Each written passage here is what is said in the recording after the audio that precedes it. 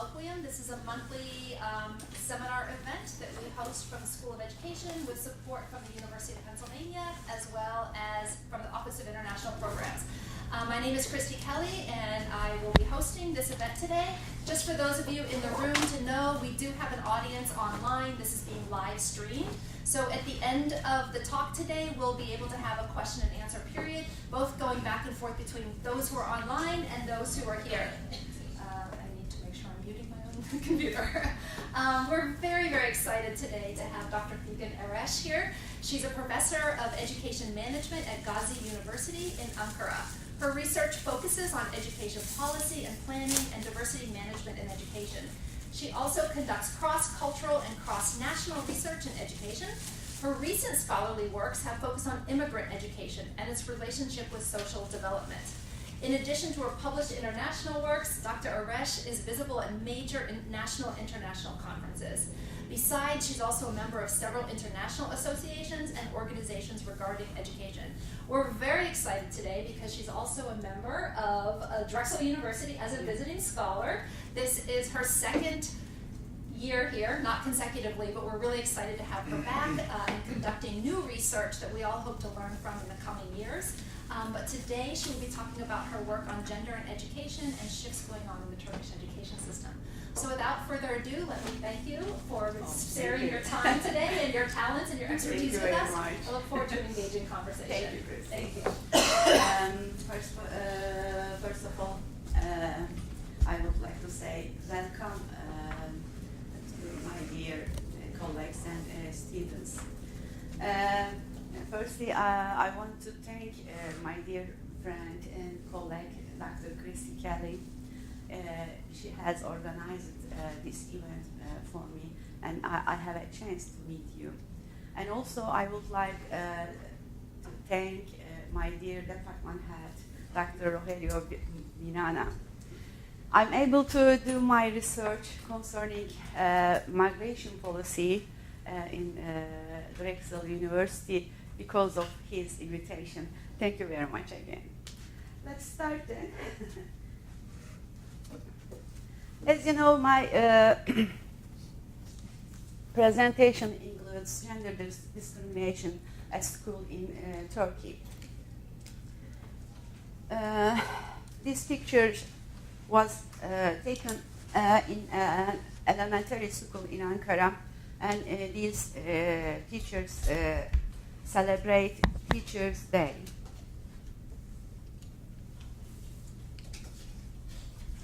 First of all, I would like to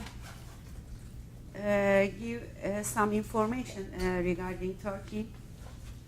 Turkey is surrounded by water on three sides, by the Black Sea to the north, and Mediterranean Sea to the south, and Asian Sea to the west. So it has always drawn the world's attention due to geopolitical positioning.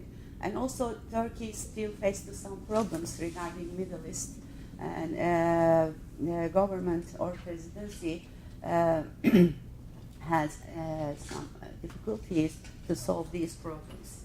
I hope that as soon as possible our government solve these problems.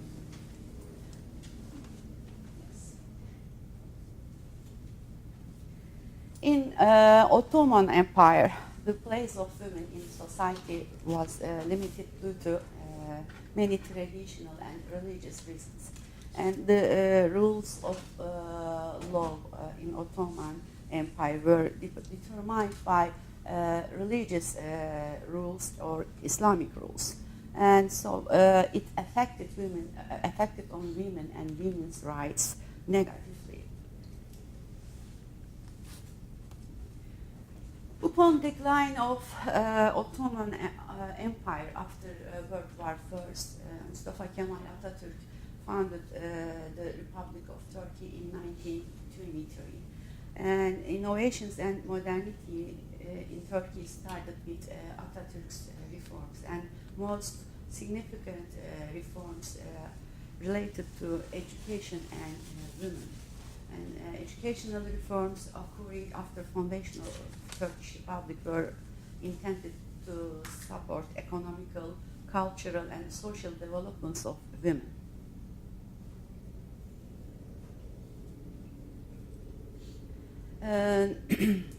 Social developments and legal regulations have boosted status of women, and this extraordinary transformation indeed has affected everybody.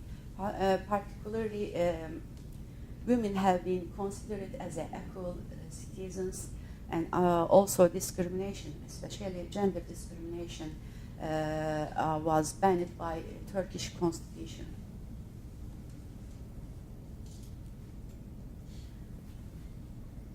But unfortunately, the vision of political system has changed after Atatürk's death because of some pressure groups, including traditional and religious groups.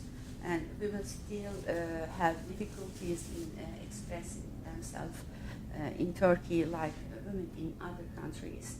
And women in Turkey have not benefited from gains obtained, even though social roles, family relations, participation in decisions have changed in a positive way. These pictures from Turkey also, black-white one was taken in 1944. She is a new teacher, and colored ones recently nowadays teachers of Turkey. As you see, there are two kinds of teachers: modern and conservative teacher.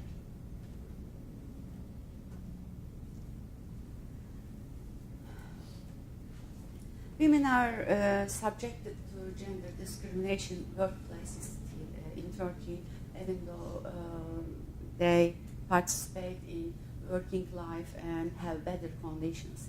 Although Turkey has made some regulations on equality in favor of women in the adaptation process of European Union. These state policies have been oriented to personal needs of women.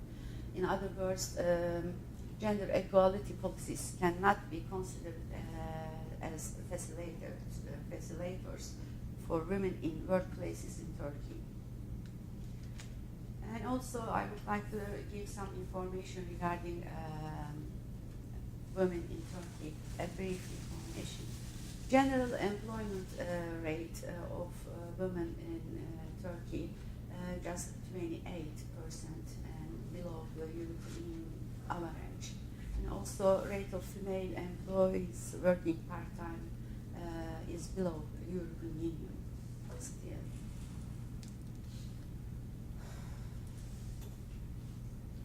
And the other matter, tertiary education attainment of women has almost doubled to 10%. And rate of women on boards just 10%. And also women in management positions just 7% in Turkey. And gender gap.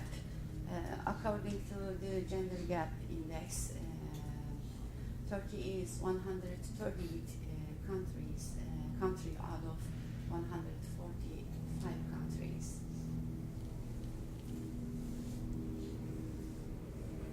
And the other matter, violence. Every 4 women out of 10 is exposed to physical and sexual violence at least once in their lifetime. UNOFPA, United Nations, indicates high prevalence of sexual and physical violence among white-collar working women, and this absence of response mechanism within the private sector. And murdering. In Turkey, 1 woman is murdered in every 30 hours. It means that 1 woman is being murdered every day. And this picture belongs to Özge Can. All Turkish people know her. She was murdered by a public bus driver a few years ago.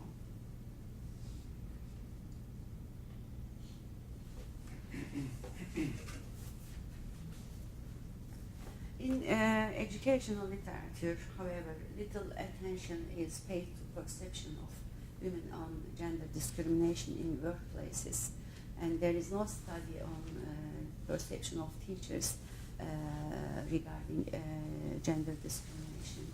And, therefore, aim of the study is to explore perception of women teachers regarding gender discrimination in schools.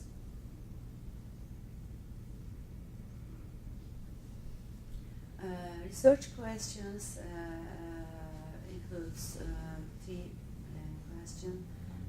One of them, what are perceptions of women teachers on gender discrimination experienced in schools?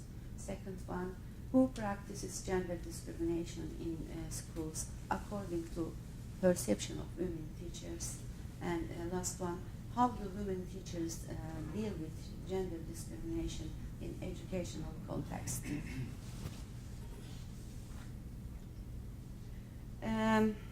The qualitative research method was used too in this study, and proposing sampling method was used. And participants, study group of the research consists of 45 teachers, women teachers, who teach in elementary schools, middle schools, and high schools.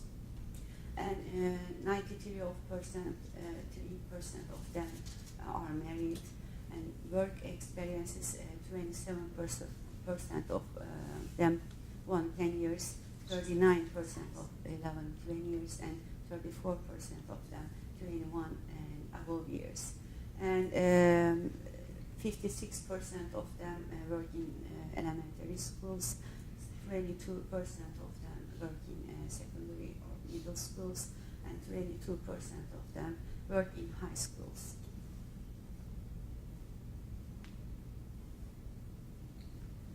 Data collections. Data were obtained through interviews, and a semi-structured interview form was employed to reveal perception of teachers. And research questions that were asked to teachers. What do you think about gender discrimination experienced by women teachers in educational context?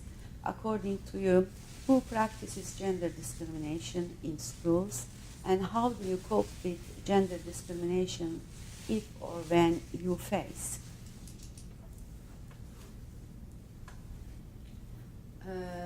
Answer first questions. Perception of women teachers on gender based. Perception of women teachers were grouped under three themes: positive perceptions, negative perceptions, and natural perceptions.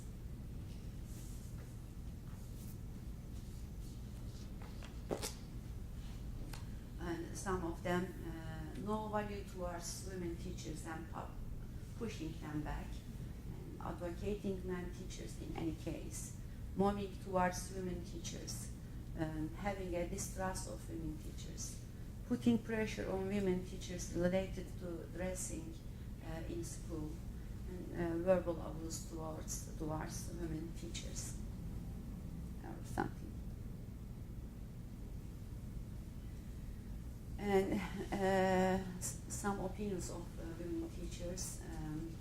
Male administrators assign any duties regardless of their kinds of or hardship, such as outside ceremonies or cleaning tasks. Women teachers are also oppressed related to dressing styles. Even some men teachers, may compliment women teachers who suppress themselves, or The tasks realized by women teachers aren't taken as seriously as men, and women teachers aren't trusted as much as their male colleagues. Especially mobbing behaviors can be displayed if the number of male staff exceeds females. Even when women teachers are hard done by, those in power often stand by their fellows, ignore women's rights, and like that. So it can be said that participants mostly have negative perception on gender discrimination. In this regard, participants think that women teachers are not treasured and are pushed back in schools. And additionally, according to women teachers, men teachers are considered important during making process. And also teachers, women teachers are faced to mobbing behaviors and their workloads are increased. Also, some participants think that no gender discrimination is faced. They think that there is a positive gender discrimination. And I can say that some women have accepted their traditional social roles in Turkey and want to behave according to this role. One opinion of the participant is seen on the slide. Indeed, this perception can be linked with perception of housewoman, more spending time at home or more spending time out of school. It sounds good for her. And second one, perception of women teachers on who practices gender discrimination.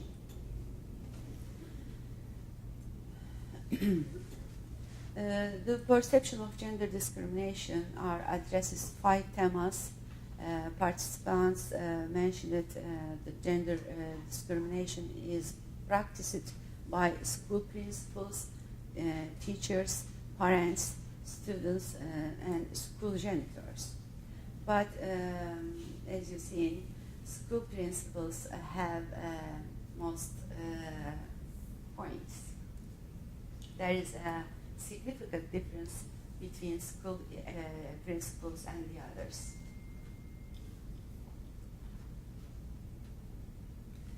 And some expression of the participant. Let me read some of them. Some men colleagues never have conversation with women teachers. And gender discrimination also practiced by students themselves, as they may be under the influence of their parents.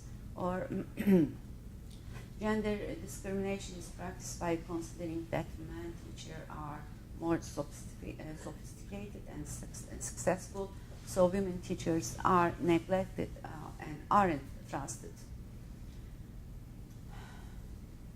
Gender discrimination is practiced by some conservative colleagues who are attached to some religious group. On the other hand, school principals whose spouses are housewives don't seem to feel sympathy to women teachers. In some cases, they mention that women shouldn't work if they complain the difficulties of working life. School principals mostly practice gender discrimination in school, and school janitors are included as the last group. We understand that social culture reflects the school culture according to opinion of women teachers. And third one, coping strategies of women teachers. The coping strategies of women teachers with gender discrimination were classified into two themes. These strategies can be grouped in school strategies and out of school strategies. But we can say that women teachers prefer mostly in school strategies.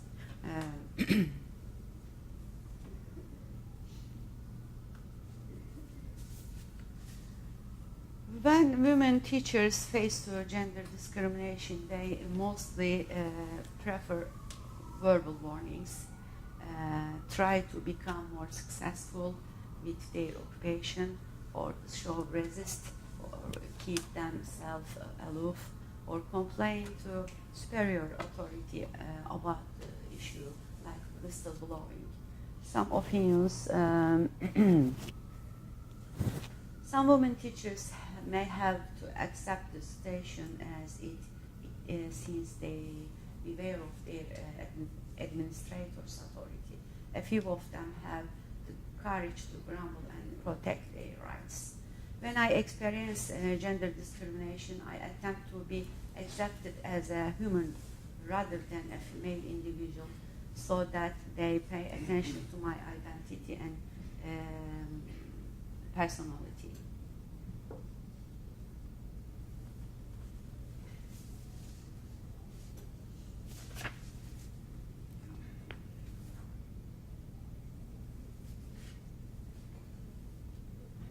According to results, women teachers still face gender discrimination because of traditional culture of Turkey. This traditional culture reflects on school culture negative, although school principals and teachers have educational and social responsibilities in school. And in the meanwhile, the government has a conservative vision. Also, according to school principals have the same vision with government, and school principals mostly practice gender discrimination according to results of this study. And teachers, parents, students, school janitors tend to gender discrimination as well.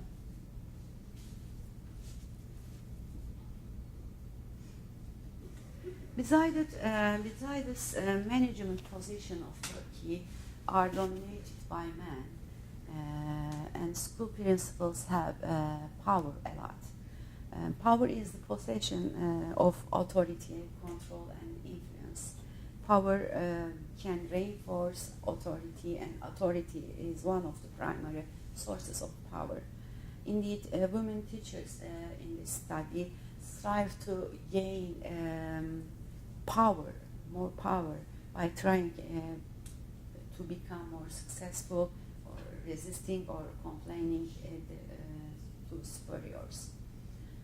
As Hearn reminds us, power is tantamount to the concept of man in terms of sociological perspective.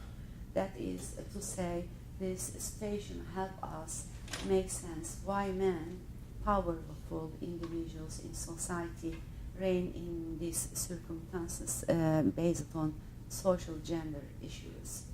Therefore, exploring the relationship between power and culture within the context of gender discrimination can give us some feedbacks, and it will be more useful for explaining these results, especially in developing countries. And on the other hand, results of this study bring diversity perception to the minds. Many scholars have defined diversity as characteristics which distinguishes individuals from others, such as race, ethnicity, or gender. And diversity management is to appreciate and value those with individual differences, to be able to see differences and accept them. Gender discrimination behaviors of school principals revealed in the perception of women teachers recruited for this study are associated with not being able to manage the diversity in workplace caused by power obtained in internal cultural context. Therefore, if we assess diversity management within context of school management, it can be said that school principals are not able to manage diversity in school. The discrimination tendencies in social culture can only be changed through education. However, it is known that culture resists change, and therefore education planners and policy makers, especially in Turkey, should consider that culture resists change. Also, cultural change could take long. So those who create social and organizational culture are those who are administrators of societies and organizations. It is therefore important to note that administrators bear significant responsibilities for reducing discrimination to a minimum level.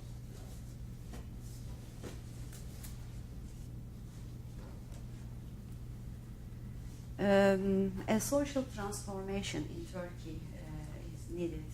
In that sense, public institutions and non-profit organizations can increase social awareness on gender discrimination. And some possible steps to be taken could be like adaptation of an Equal Status Act for elimination of discrimination at the workplace. Also, increase women's access to education and employment, especially in the less privileged classes of Turkish society. And another solution based on data from this study that curriculums in teacher training institutions like Faculty of Education may be revised, and circumstances which may cause gender discrimination can be prevented. Also, special programs can be designed so as to inform and educate individuals in society. And also, more work is needed on increasing women's representation in decision making at all levels of public service, local and national. As a result, culture is a human form, and it is very possible to change some patterns of culture, even though it has a complex system as much as human. However, administrators' efforts focused on changing the social culture may not yield expected outcomes unless the formation process of culture is not deciphered. On the other hand, all efforts would be meaningless unless the vision of eliminating gender discrimination is shared by administrators. Thank you very much for listening to me. Thank you so much. We have plenty of time for questions, and we'll start in the room, and we'll keep an eye on questions online as they come in. Anyone would like to start?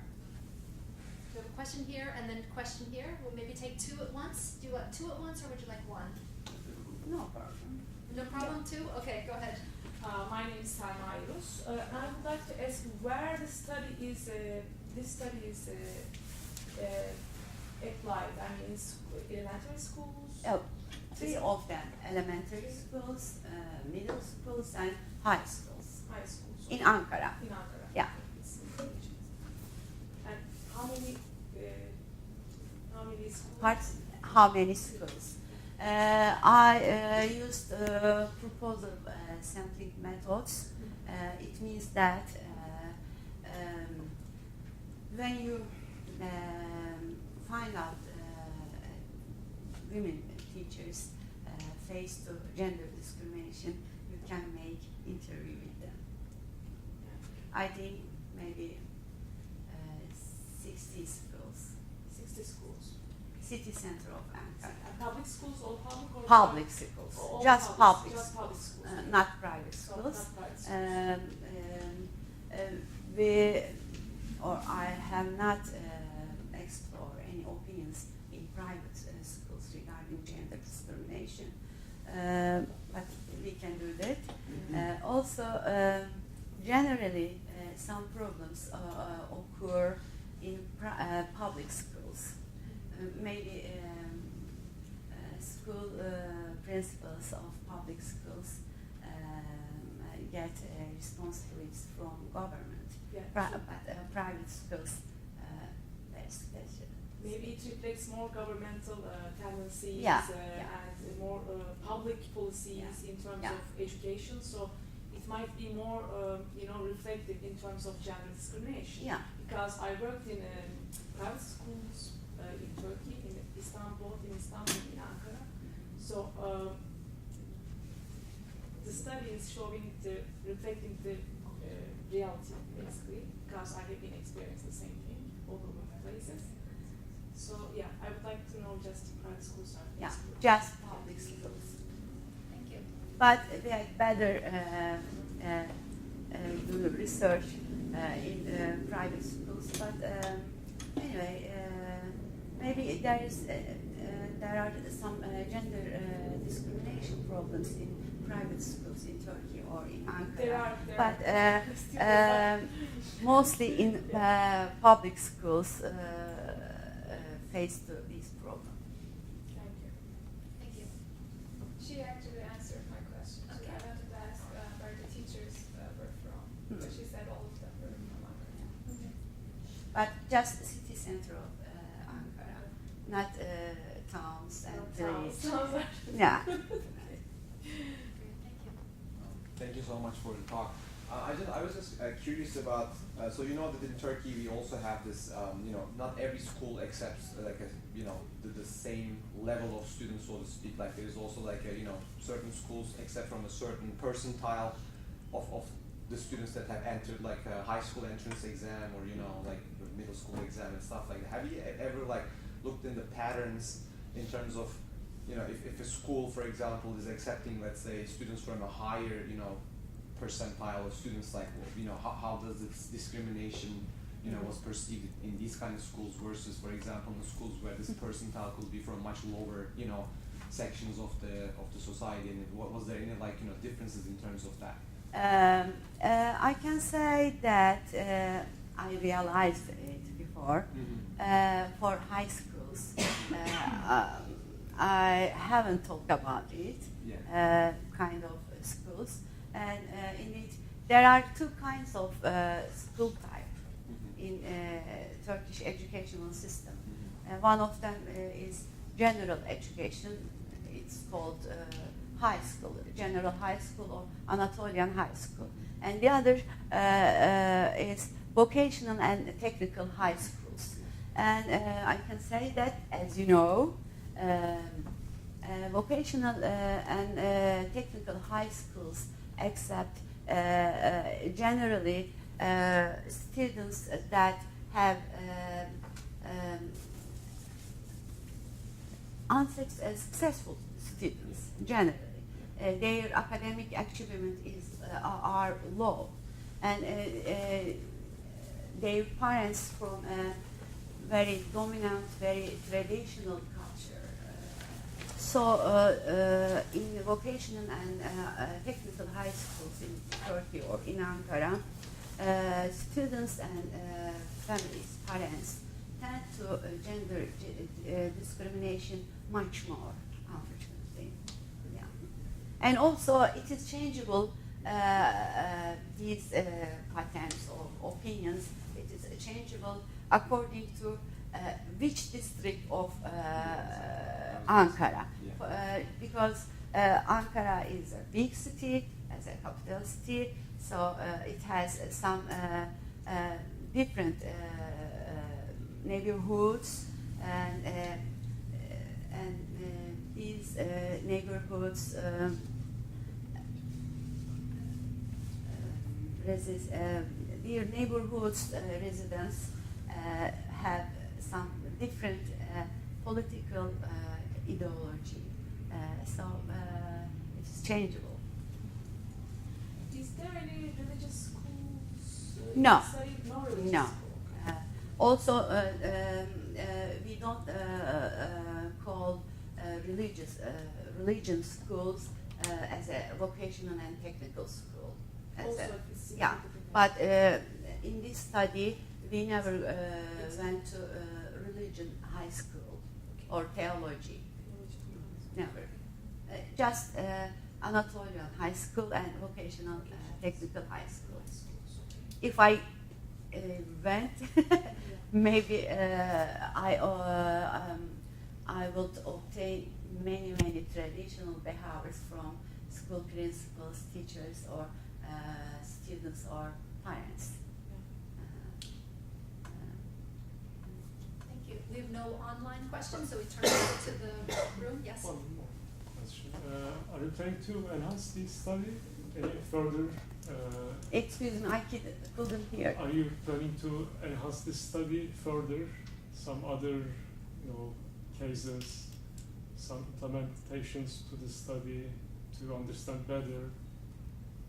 Are you planning some other studies regarding this? Yeah. This one. As I said before, I focus on university management. So on each dimension, I strive to gain some ideas, some opinions, so I can compare with some opinions, maybe gender discrimination and the other discrimination subject, just like this.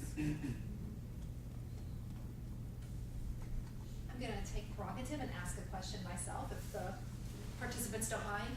I'm really, first of all, thank you so much for the research on this. It's very thorough, and I know in a 30-minute presentation you can't possibly get into the nitty-gritty of the data. But I'd like to know a little bit more about two things. One, you mentioned you have participants from primary, middle school, and high school. Mm-hmm. Did you notice differences in terms of types of discrimination or strategies for engaging across the different types of levels? And then also the same question for how many years a person had been a teacher. So what can we learn from those differences? Three of kind of school strategies of women teachers don't change. Same. Gain to power or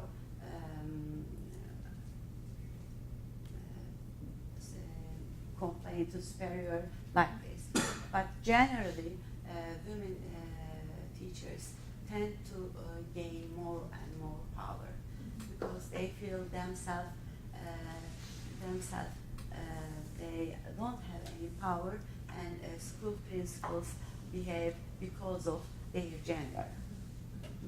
And yeah. And then the second question I was wondering is the number of years a teacher had been teaching. Ah. Does that shift and change either the kinds of discrimination or the ways that they manage that?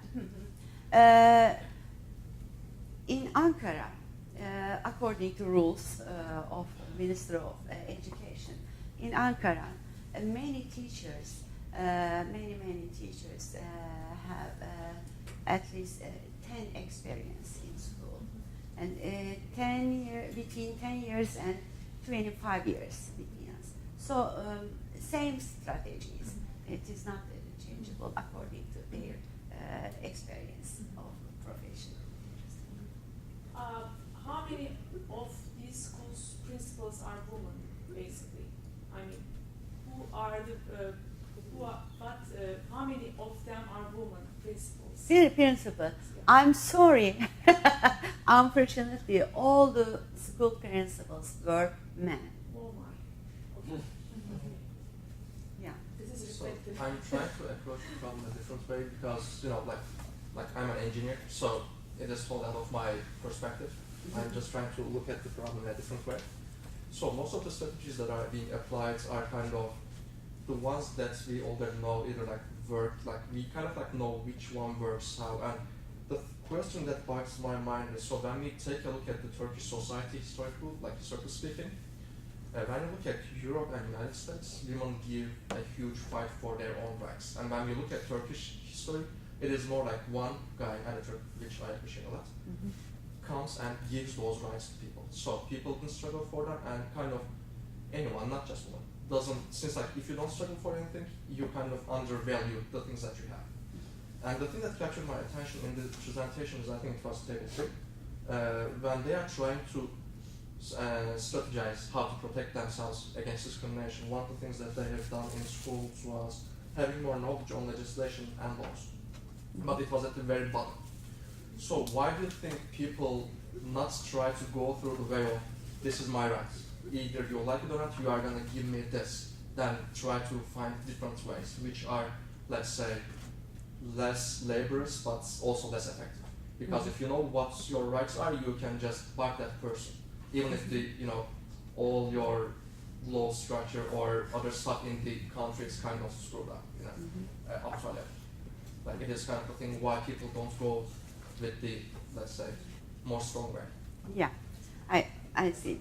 Indeed, in Turkey, educated women know that their rights, according to laws. But however, culture just never changed by laws. You know, and administrators have a responsibility to change the culture, social culture, and this culture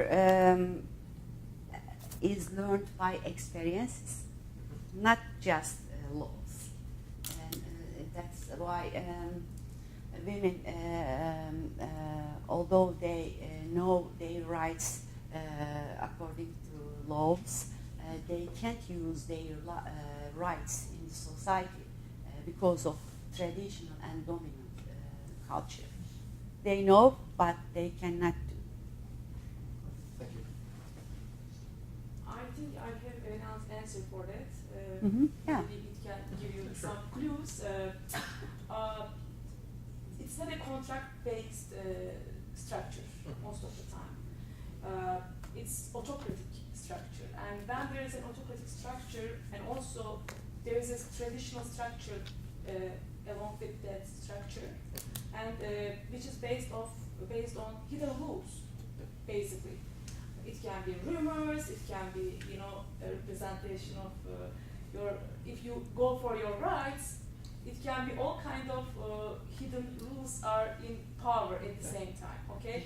And then they can break your record because you're a government employee. At the same time, if you're in a public educational system, it's not so easy as an individual to, as a, especially if you are a woman, it's not so easy to get your right. You have to struggle with all these hidden structures and hidden traditional structures.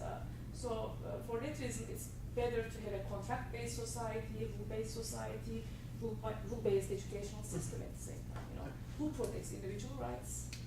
Atatürk tried to do this, but it's unfortunately it's really autocratic way. It's not a contractual base. We need to demand more to get our rights. You are right at that point, but it doesn't come so easily. Yeah.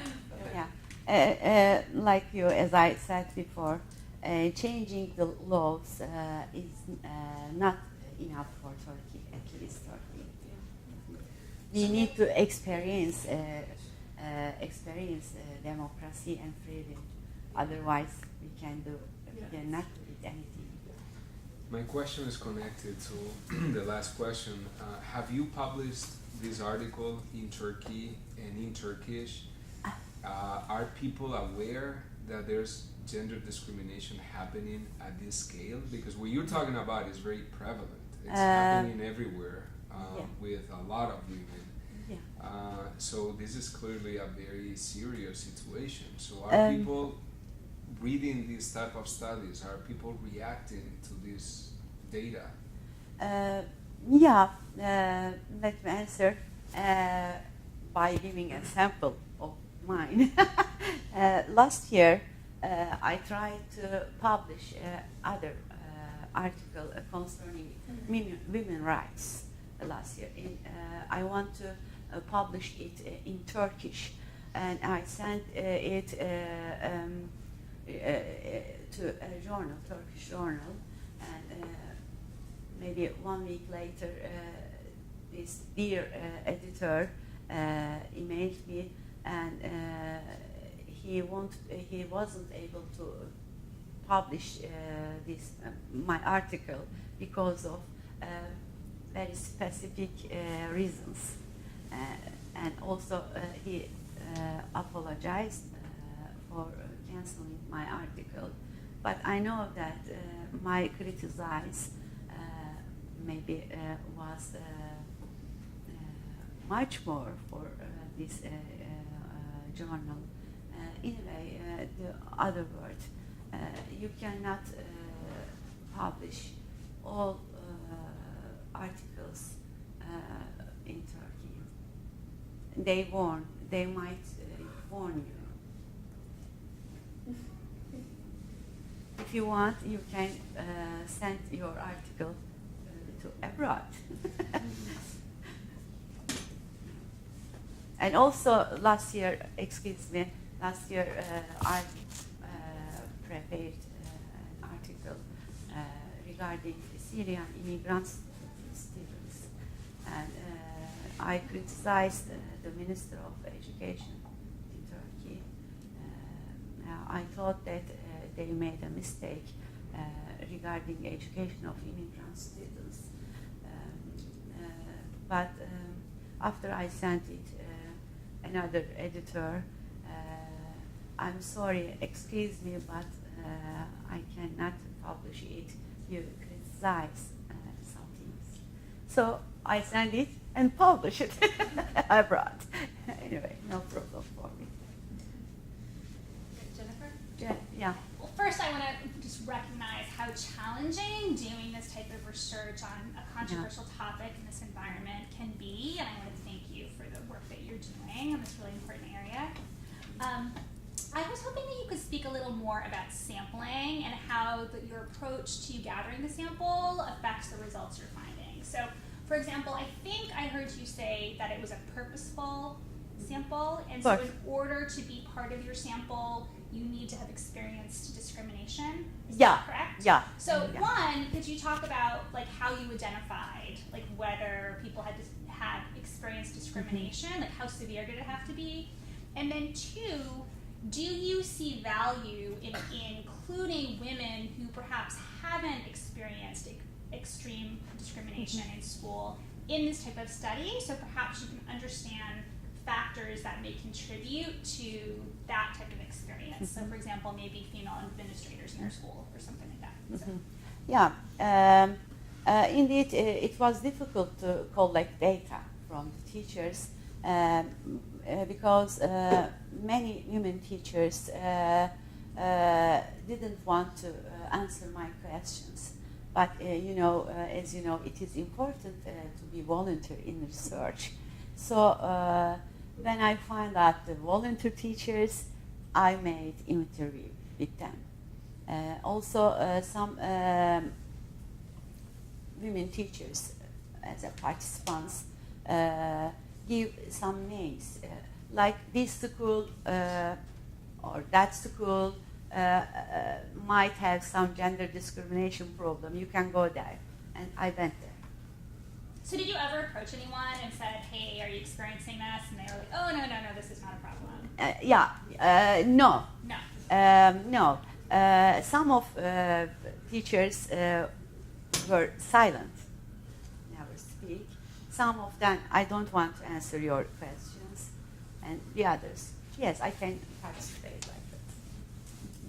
But many women teachers didn't accept my interview.